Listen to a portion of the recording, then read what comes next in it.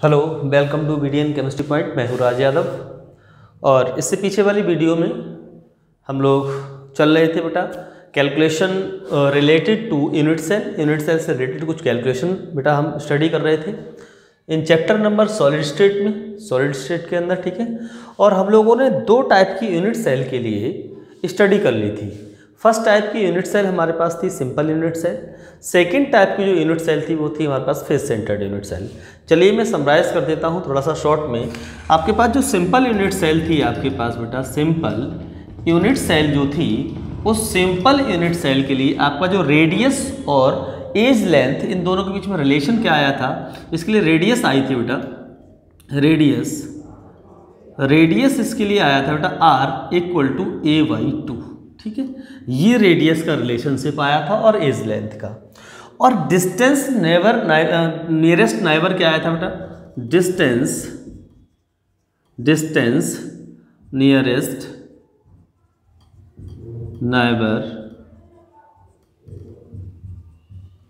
Neighbour atoms, ठीक है। उसके बीच का डिस्टेंस क्या आया था, डिस्टेंस आपका आया था बेटा a d की जो वैल्यू थी वो आपके पास a आई थी। किसके लिए? फॉर सिंपल यूनिट सेल के लिए। दूसरा हमने किया था बेटा कौन सा, बॉडी सेंटर्ड यूनिट सेल। जिसने बेटा नहीं देखा है उस वीडियो को जाके देखो कैसे कैलकुलेशन की थी और कैसे नहीं थी, ठीक है। Body centered face centered cubic unit cell, इसके लिए बेटा हमने कैलकुलेशन की थी। सबसे पहले हम बात करते हैं कि इसके लिए रेडियस क्या आई थी। जरा देखो यहाँ पर रेडियस आई थी बेटा, यानी r की जो वैल्यू थी वो थी बेटा a√2/4, ये रेडियस आ गई थी, ओके। और यहाँ पर जो आपके पास फेस डायगोनल की जो लेंथ थी, ठीक है, लेंथ ऑफ फेस डायगोनल की जो लेंथ थी वो हमारे पास क्या आई थी, वो आई थी बेटा a√2। ये फेस डायगोनल की लेंथ थी आपके पास a√2। और थर्ड हमने कैलकुलेशन की थी बेटा, यानी कि डिस्टेंस नियरेस्ट नाइबर एटम्स, ठीक है। नियरेस्ट नाइबर एटम्स के बीच की जो डिस्टेंस थी, यानी d की जो वैल्यू थी वो कितनी आई थी बेटा, सॉरी यहाँ a√2 होगा, ठीक है। हमारे पास ये वैल्यू आई थी बेटा a√2/2, ठीक है। ये हमारे पास कैलकुलेशन इससे पहली वाली वीडियो में हो चुकी है, ठीक है। और आज हम लोगों का जो टर्म है वो है बॉडी सेंटर्ड यूनिट सेल के लिए, कि आपके पास रेडियस क्या होगी उसमें एटम की बॉडी सेंटर्ड यूनिट सेल में, लेंथ क्या होगी बॉडी डायगोनल की, यहाँ पर फेस डायगोनल था तो बॉडी सेंटर्ड में होगा बॉडी डायगोनल, इसकी लेंथ क्या होगी, डिस्टेंस क्या होगी, वो नियरेस्ट नाइबर होंगे उनके बीच की डिस्टेंस क्या होगी, वो हम आज की वीडियो में स्टडी करने वाले हैं, ठीक है। तो ध्यान रहे बेटा। और एक बात मेरी और सुनिए आप लोग, कौन सी बात सुननी है, बात ये सुननी है कि देखिए लॉकडाउन का समय चल रहा है, किसी भी कहीं ना तो किसी की कोई कोचिंग चल पा रही है, ना ही कोई कॉलेज चल पा रहा है। इसलिए वीडियो को ज़्यादा से ज़्यादा शेयर करो, ज़्यादा से ज़्यादा बच्चों का भला हो, जिससे आपका भी भला होगा, ठीक है। चलिए स्टार्ट करें। वीडियो में जो अच्छा लगे उस चीज़ को तो लाइक करिए, जो आपको कोई डाउट रहे उसको कमेंट करिए कि सर इस बात को मुझे दोबारा, तो मैं नेक्स्ट वीडियो में जब भी आऊँगा वो आपको रिकॉल करा दूंगा, ठीक है। चलिए स्टार्ट करते हैं बेटा। आज हम लोग बॉडी सेंटर्ड के लिए रेडियस को कैलकुलेट करेंगे और डिस्टेंस पढ़ेंगे बेटा नियरेस्ट नाइबर के बीच की, और हम पढ़ेंगे बेटा बॉडी डायगोनल की लेंथ, ठीक है। तो सबसे पहले हम देखते हैं, हालांकि पढ़ चुके हैं, बॉडी सेंटर्ड यूनिट सेल होती क्या है बेटा। बॉडी सेंटर्ड यूनिट सेल होती है, एक आपके पास एक क्यूबिक यूनिट सेल है। इस क्यूबिक यूनिट सेल में जो एटम्स होंगे वो एटम्स जो है कॉर्नर पर होंगे, और कॉर्नर के साथ साथ बेटा कहाँ होते हैं, बॉडी के सेंटर पर भी होते हैं। तो इस टाइप की यूनिट सेल को हम बोलते हैं बॉडी सेंटर्ड यूनिट सेल, ठीक है। बॉडी सेंटर्ड यूनिट सेल बोलते हैं।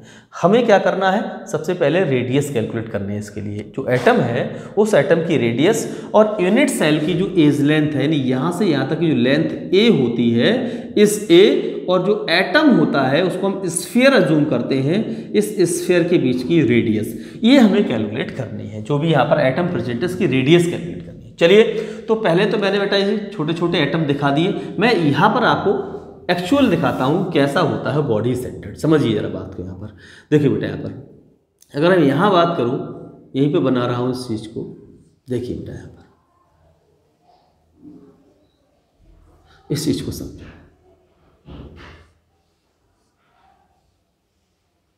ठीक है, जैसे ही हम कोई भी एटम बॉडी के सेंटर पर रखेंगे, सबसे पहले मैंने कल भी आपको इस चीज़ को दिखाया था, क्या था कि अगर आपके पास एटम के बीच में कोई नया एटम नहीं रखा है तो ये एटम बिल्कुल एक दूसरे से टच करते हुए, ठीक है, टच करते हैं एक दूसरे से। लेकिन जैसे ही इस एटम को बीचों बीच बॉडी में रखो, देखो यहाँ पर हो गया बेटा ये, अब इसके बाद जो 4 एटम होंगे वो और इसके ऊपर से इसी टाइप से रखे जाएंगे। जब रखे जाएंगे तो ये जो थोड़ा सा प्रेशर जब एटम का पड़ेगा तो ये कॉर्नर वाले एटम जो होते हैं वो एक दूसरे से अलग हो जाते हैं, यानी वो आपके पास बेटा बिल्कुल क्लोजली पैक्ड नहीं होते, वो अलग हो जाते हैं। तो बेटा कॉन्टैक्ट किनका रहता है? कॉन्टैक्ट रहता है जो बॉडी के सेंटर पर एटम होता है, ये बॉडी के सेंटर वाला जो एटम होता है वो सभी कॉर्नर वाले एटम को टच करता हुआ होता है। देखिए बेटा यहाँ पर आपके पास जो एटम है, ये देखो, ये एटम है, ये एटम है, ये एटम है, ये एटम है, ठीक है, और इसके बाद आपके पास ये आपके पास एक एटम होगा, ठीक, ये टच नहीं कर रहा है, इसको ध्यान से समझना, ये एटम टच नहीं कर रहा, लेकिन जो बॉडी के सेंटर पर रखा होता है वो एटम सबको टच कर रहा होता है। देखो ये चीज़ आपको जो आपको दिख रही है ना, ये अलग है, अलग नहीं है, ये इसको टच कर रही है, मान के चलो बेटा यहाँ पर ये इसको टच कर रहा होता है, ठीक है, लेकिन ये आपस में भले ही टच नहीं करता लेकिन इसको टच कर रहा होता है कुछ इस टाइप से, ठीक है, बात समझते चलना। तो हम क्या करते हैं बेटा, ये जो चीज़ होती है ना, यहाँ पर एक डायगोनल खींच लेते हैं, यहाँ पर एक डायगोनल खींच लेते हैं। तो देखो बेटा यहाँ पर आपके पास ये डायगोनल हो गया। अगर बेटा मैं यहाँ पर क्या करूँ, इस डायगोनल की लेंथ निकालिए, थोड़ा सा कंजेस्टेड हो गया, मैं आपको कुछ ही एटम के वो बनाकर दिखाता हूँ, ठीक है, ये थोड़ा कंजेस्टेड हो गया, मैं आपको केवल इतना ही दिखाता हूँ, ठीक। देखो जरा, आपके पास ये रहा यूनिट सेल, ठीक है, ये रहा आपके पास यूनिट सेल। देखो मैं आपको ज़्यादा एटम नहीं दिखाऊंगा जिससे कि आपको बहुत हौच पौच हो जाता है। मेरे पास एक यूनिट सेल यहाँ है जो कि आपके पास एटम है, वो बॉडी के सेंटर पर रखा हुआ है, साथ साथ ये एटम इस कॉर्नर पर है, ठीक है, और ये एटम इस कॉर्नर पर है, ठीक है। ये एटम क्या कर रहे हैं, एक दूसरे को टच कर रहे हैं, ये देखो। तो हमने क्या किया, एक बॉडी डायगोनल खींच लिया, इसे बोलते हैं बेटा हम लोग बॉडी डायगोनल, इसे बोलते हैं बॉडी डायगोनल, ठीक है। चलिए, तो इसकी भी लेंथ हमें कैलकुलेट करनी है। उससे पहले हमें क्या करना है, यहाँ से यहाँ तक का ये जो आर है, सॉरी ए है, इसके बीच और ये जो एटम की आर है इसके बीच रिलेशन निकालना है, ठीक है। तो देखिए बेटा, ये हमारे पास एक क्यूबॉइड बन गया वैसे तो, और एक तरीका और भी है। हम बेटा क्या कहते हैं, ये जो फेस आपको दिख रही है ना, कुछ इस टाइप की जो फेस दिख रही है, ये देखो, ये जो आपको फेस दिख रही है, इस फेस का हम इस तरीके से फेस डायगोनल खींच लेते हैं। देखो जरा यहाँ पर, ये देखो फेस डायगोनल है, ठीक है। और जब फेस डायगोनल, तो यहाँ जो एंगल बनेगा बेटा, ये जो एंगल होगा वो आपका 90 डिग्री का एंगल होगा, 90 डिग्री एंगल होगा। अब देखो ये जो वैल्यू है बेटा, इसको ए मान लो, इसको सी मान लो, तो यहाँ पर क्या हो जाएगा बेटा, बी हो जाएगा। क्लियर। तो ये भी आपके पास क्या है, ये जो आपके पास जो लेंथ दिख रही है, ये भी आपके पास क्या होगी, ए होगी, क्योंकि आपके पास क्या है, ये क्यूबिक यूनिट्स है। तो हम ले लेते हैं बेटा triangle A B C. यहाँ पर क्या होगा, A C square equal to हो जाएगा बेटा A B square plus B C square. Okay, समझ में आई बात। और ये है फेस डायगोनल। मैंने इससे पीछे वाली अभी थोड़ी देर पहले बताया था, जो फेस डायगोनल की जो लेंथ होती है वो होती है ए रूट, ठीक है। तो ये आपके पास ए बी जो वैल्यू है वो है ए रूट 2, तो ये बी की वैल्यू। और जो ए सी है इसकी वैल्यू कितनी होगी बेटा, ये आर है, यहाँ से यहाँ तक की डिस्टेंस, यहाँ से यहाँ तक की डिस्टेंस 2r हो जाएगी, यहाँ से यहाँ तक की डिस्टेंस फिर से r हो जाएगी। तो टोटल करोगे तो क्या आ जाएगा 4r, इसका हो जाएगा स्क्वायर प्लस बराबर, यानी हो जाएगा ए रूट 2 का स्क्वायर प्लस बी सी कितना है, बी और सी, ये भी कितना ए है, तो ए स्क्वायर हो गया। तो 4r स्क्वायर इक्वल टू, इसका स्क्वायर करोगे ए स्क्वायर। देखो अगर मैं इसको स्क्वायर को अगर खोल के रखूँ तो क्या रख सकता हूँ बेटा, ए रूट 2 इंटू ए रूट 2 और प्लस ए स्क्वायर कर सकता हूँ बेटा, मैं इसको बिल्कुल कर सकता हूँ। देखिए बेटा यहाँ पर 4r स्क्वायर इक्वल टू क्या हो जाएगा, ए का मतलब ए स्क्वायर हो गया, रूट टू की मल्टीप्लाई क्या हो जाएगा 2 हो गई, प्लस का क्या हो गया बेटा ए स्क्वायर हो गया। तो 2a स्क्वायर और ए स्क्वायर 3a स्क्वायर हो जाएगा। तो 4r स्क्वायर इक्वल टू हो गया बेटा 3a स्क्वायर, और 4r इक्वल टू आपके पास मिलेगा क्या, यानी under root 3a square.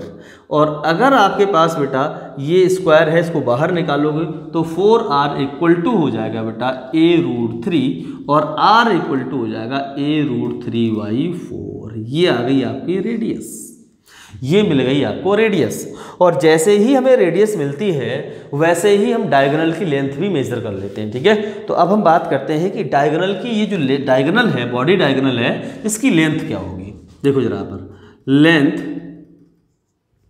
Of body diagonal,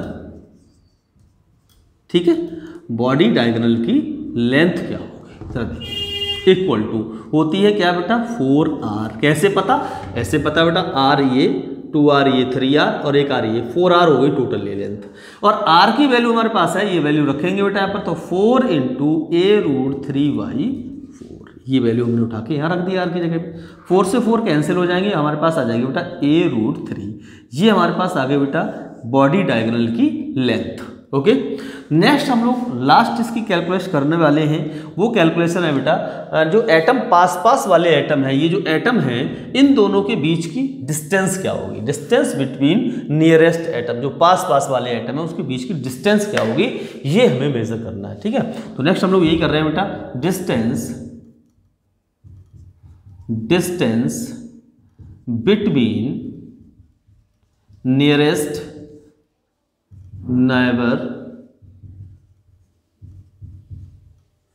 neighbouring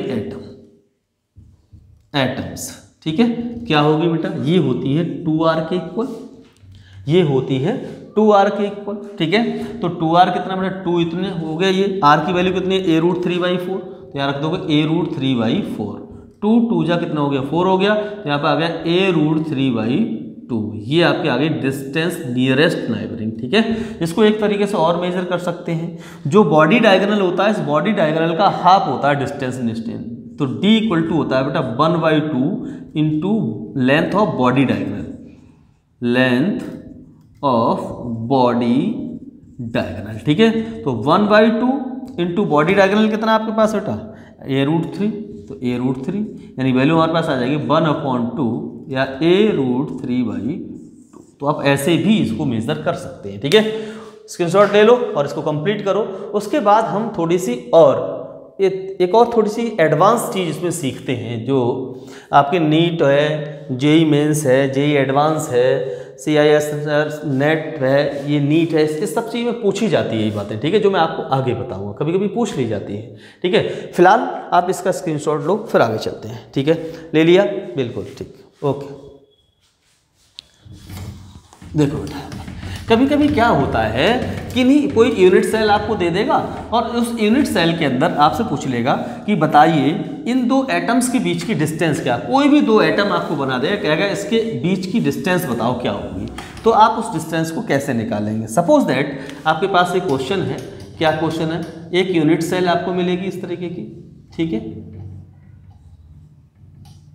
आपको एक यूनिट सेल मिलेगी यहाँ पर, ठीक है, और यूनिट सेल में आपके पास एक कॉर्नर पर एटम है, ठीक, और एक इस फेस सेंटर पर एटम है।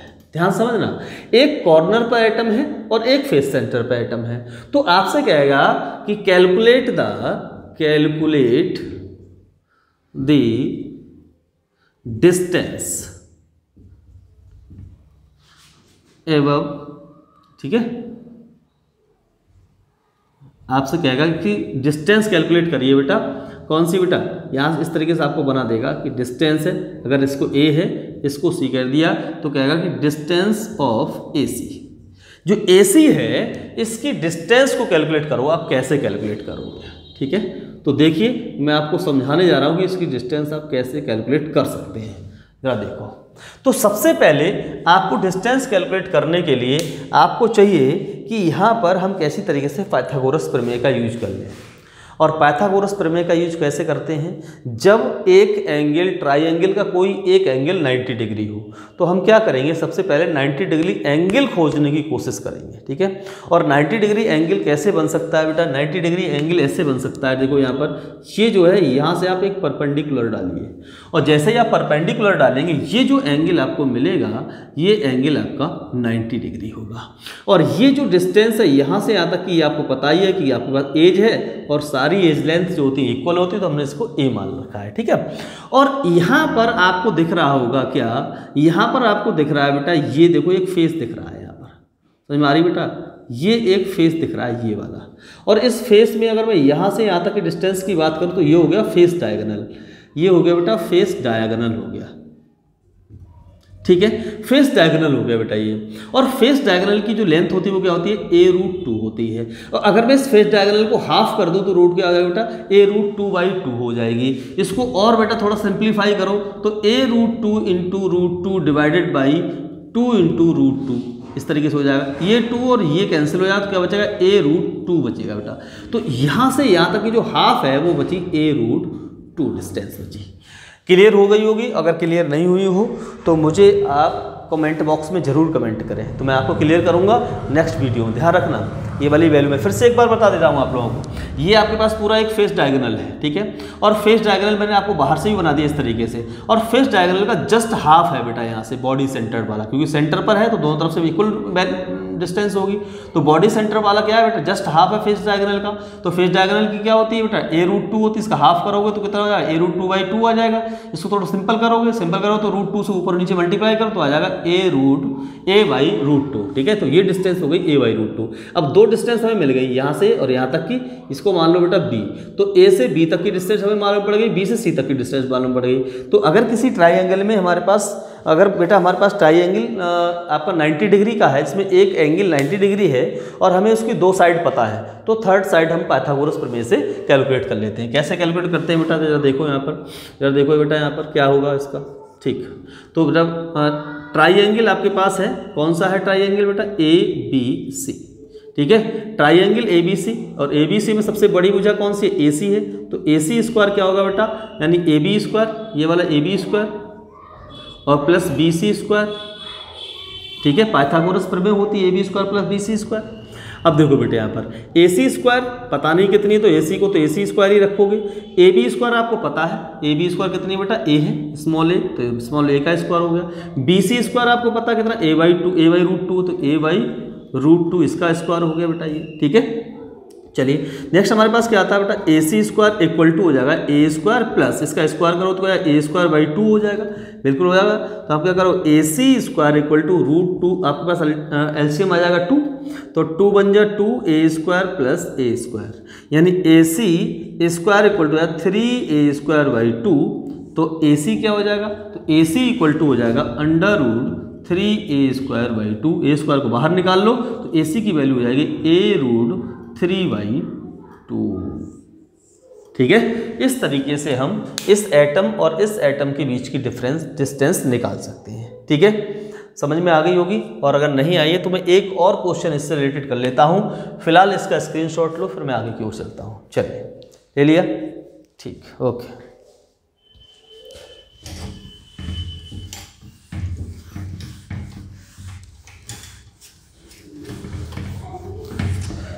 देखो बेटा, अब हमारे पास क्वेश्चन एक और है, इसमें दो यूनिट सेल को आपस में मर्ज कर दिया गया है, इकट्ठा कर दिया गया है। देखो जरा यहाँ पर कैसे,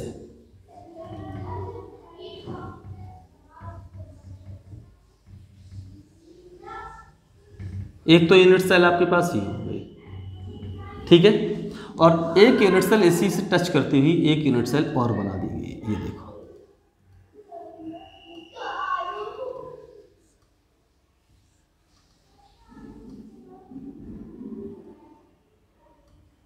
इस तरीके से एक यूनिट सेल आपको और बना दी गई। अब आपको एटम दिया गया, एक एटम यहाँ दिया गया और एक एटम आपको दे दिया गया, चलिए यहाँ दे दिया गया बॉडी के सेंटर पर, ठीक है, यहाँ दे दिया गया।